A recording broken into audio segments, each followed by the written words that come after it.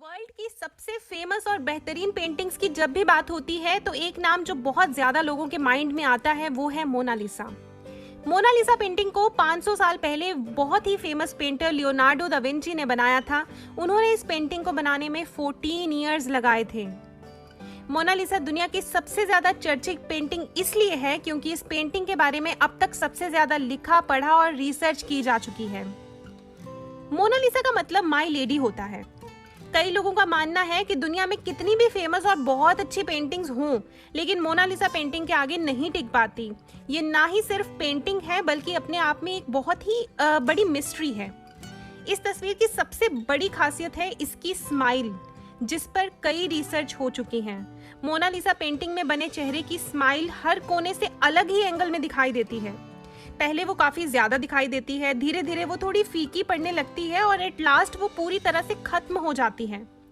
Mona Lisa के सिर्फ lips बनाने में, होंठ बनाने में लियोनार्डो दा विंची को 12 इयर्स लग गए। Guys, can you imagine this? लेकिन वो क्या है जो इसे इतना फेमस बनाता है? इसकी स्माइल, इसकी बनावट या इससे बनाने वाले का नाम? एक्चुअली मोनालिसा हमेशा से इतनी फेमस नहीं थी। इसके प्रसिद्ध होने के पीछे एक बहुत ही इंटरेस्टिंग स्टोरी है।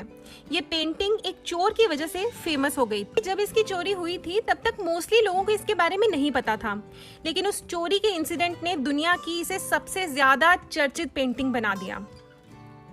21 अगस्त 1911 को मोनालिसा पेंटिंग को पेरिस के लूव्र म्यूजियम में चोरी कर लिया गया। इतने बड़े म्यूजियम से पेंटिंग का चोरी होना बहुत ही बड़ी बात थी। इसके चोरी होने के बाद शक पेंटर पाब्लो पिकासो पर लगा था। उनसे काफी इंक्वायरी, पूछताछ के बाद ये जो ब्लेम था उन पर से हटा दिया गया। इसकी चोरी के बाद एक हफ्ते तक म्यूजियम को बंद रखा गया कि शायद पेंटिंग म्यूजियम में ही कहीं अंदर होगी तो वो मिल जाएगी। काफी सर्च के बाद पता चला कि इसे म्यूजियम में ही काम करने वाले विंसेंजो पेरोगिया ने चुराया था। एक्चुअली विंसेंजो मोनालिसा पेंटिंग के लिए एक कांच का फ्रेम बना रहा था। एक दिन अपना काम खत्म करने के बाद वो बाहर निकलने के बजाय आर्ट गैलरी में ही रुका रहा और यहाँ एक अपनी अलमारी में जाकर छिप गया। सारी रात वहीं रहने के बाद सुबह होते ही वो आर्ट गैलरी से निकल गया और उसने अपने कोट के अंदर मोनालिसा की पेंटिंग को मोड़कर छुपा लिया।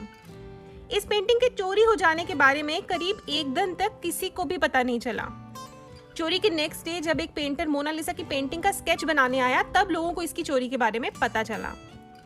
चोरी होने से पहले मोनालिसा की पेंटिंग मुश्किल से कोई गार्ड होता था। इतना ही नहीं, पेंटिंग दीवार से चिपकाई भी नहीं गई थी जिसे कोई भी आसानी से निकाल सकता था। लेकिन इस चोर ने मोनालिसा को खबरों में ला दिया और उस समय पब्लिश होने वाली सभी न्यूज़पेपर्स के फ्रंट पेज पर मोनालिसा की तस्वीर छापी गई। मोनालिसा की पेंटिंग इतनी फेमस हो गई कि आर्ट गैलरी में खाली जगह देखने के लिए बहुत ज्यादा लोग आने लगे। चोरी होने के 2 साल तक इस पेंटिंग को ढूंढा नहीं जा सका, पर एक्चुअली इतनी कोशिश के बाद भी जब पुलिस चोर तक नहीं पहुंच पाई तो लोगों ने यही मान लिया कि इसके मिलने की अब कोई भी संभावना नहीं है।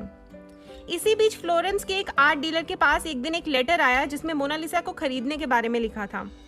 डीलर ने मोनालिसा की पेंटिंग को खरीदने से पहले पेंटिंग को परखने की बात कही, क्योंकि तब तक बहुत ही इमिटेट किया जाने लगा था उस पेंटिंग्स को, इसीलिए। तो एक्चुअली क्या हुआ कि जब इसकी जांच की गई तो इसका असली होने का पता चल गया, जिसके बाद इसे चोरी करने के इल्जाम में विंसेंजो को गिरफ्तार कर लिया गया। इस चोरी पर उसका कहना था कि उसे इस तस्वीर से प्यार हो गया था, साथ ही वो उसे उसकी असली जगह इटली तक पहुंचाना चाहता था। उस समय 32 साल के रहे विंसेंजो को चोरी के लिए 7 मंथ्स की जेल हुई। इस इंसिडेंट के बाद इटली में विंसेंजो पेरोगिया वहां के लोगों को एक देशभक्त होने का एग्जाम्पल बन गया। पेंटिंग को फिर से लूव्र म्यूजियम में ले आया गया, तब से वो यही है और इसे देखने के लिए लाखों लोग आते हैं दुनिया के हर कोने से। ये थी मोनालिसा पेंटिंग से जुड़ी कुछ बहुत ही अहम और इंटरेस्टिंग बातें। ऐसी ही और खबरों के लिए और न्यूज़ के लिए और जानकारियों के लिए बने रहिए हमारे साथ।